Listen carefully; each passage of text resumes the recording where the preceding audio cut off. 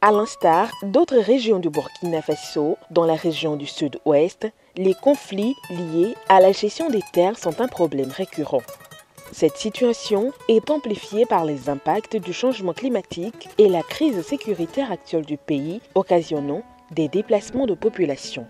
Pour répondre à cette problématique, le projet Pilande, gestion participative et inclusive des conflits fonciers, a été mis en œuvre par Mercycorp Burkina Faso avec le soutien financier de l'aide du gouvernement britannique. Déployé sur 8 mois, de juin 2024 à janvier 2025, ce projet, qui est à sa deuxième phase, a intervenu dans 9 villages de la province du Poni, répartis dans les communes de Kampti, Bomblora et Borom-Borom. En adoptant une approche participative et inclusive, le projet a permis de renforcer les capacités des acteurs locaux de gouvernance foncière et de promouvoir des solutions durables d'adaptation au changement climatique.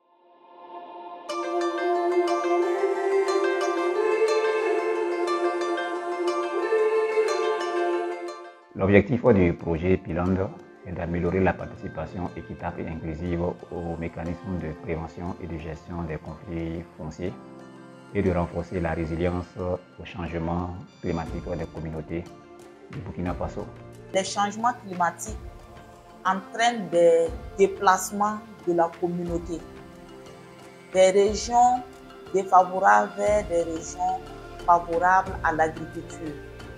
Et cela peut entraîner des pressions sur l'occupation des terres, entraînant des conflits fonciers. Ce projet a également 2 résultats à atteindre.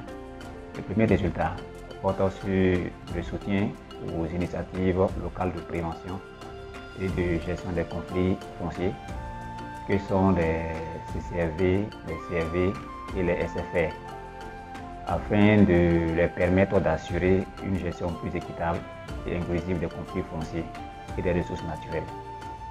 Le deuxième résultat du projet est au renforcement des capacités d'action de ces structures de gestion des conflits des terres.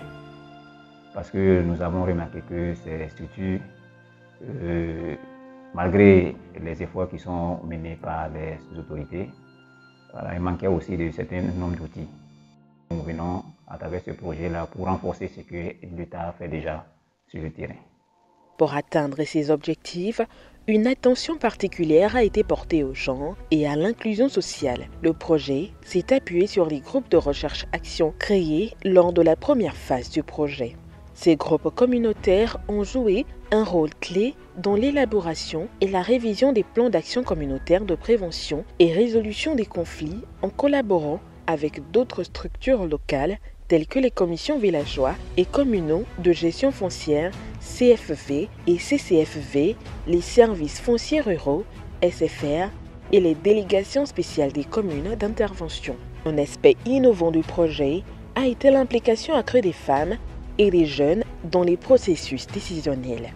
Les femmes, souvent marginalisées dans les questions foncières, ont été formées aux techniques de plaidoyer. Cette action de Pilande les a permis d'élaborer leur plan d'action de plaidoyer dont la mise en œuvre a été financée par le projet Pilande. Avec l'appui technique et financier de Mercycorp, on a pu mettre en œuvre notre plan d'action qu'on a eu à faire à Gawa. Le premier atelier concernait le CBD et là on a demandé aux chefs traditionnels et au CBD d'impliquer les femmes dans la gestion des conflits dans les villages. Le deuxième atelier, c'est avec la délégation spéciale et les services techniques, et le conseil des jeunes et autres, et les anciens. Et là, on a demandé à ce que les femmes soient prises en compte dans les décisions et dans la délégation spéciale et dans le conseil municipal. Et la troisième activité, c'est avec le projet des périmètres maraîchers. Et là, on a demandé, on a plaidé en faveur des femmes, en ce que les femmes soient impliquées dans les projets, qu'elles soient prises en compte dans les projets. Et aussi, quand on les cède les terres pour pouvoir travailler. De même, 18 groupements de jeunes et de femmes ont vu leurs capacités techniques et matérielles renforcées.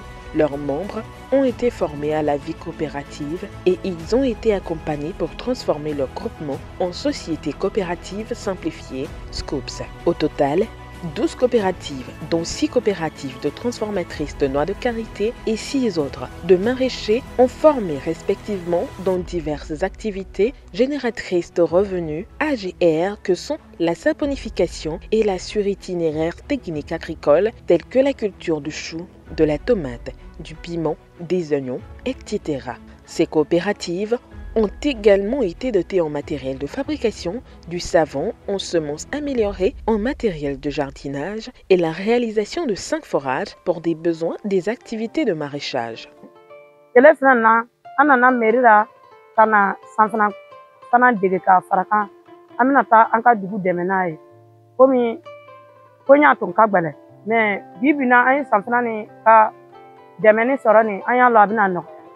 Amina anga muso to mi manani amina wele ka sigi ka kuma fe et puis ami sigi sisan amina to ki cotiser dondoni togo mina ka anga turusa anga sanfana ke anga sokono mogo bien maranayi sino sanfana kana ka dianye ko sebe komi anya lombi anya lon anga groupe ni abina ta nya fe mais bibina anya loni antise ka sigi tuguni ka tie kono kwa ka sanfana yala anye amanga sanfana ke ambe dobla lu kono ni mina se kanka lu mara kanka dem so fle bon ne bi bara menani ne bi ke barora na groupe bi lu bo ni yere bara bon ma si min nana ya kompra ka an deme chama yere fu ka teme an teme ta fo kam te ka lu bo an bi sek na ne e ka ni bi jimi dunu bi ke mais san an be yoro menani an te sek o nyan na tuguni Tango tu do projet lonke mu ko we jo we aforo kontina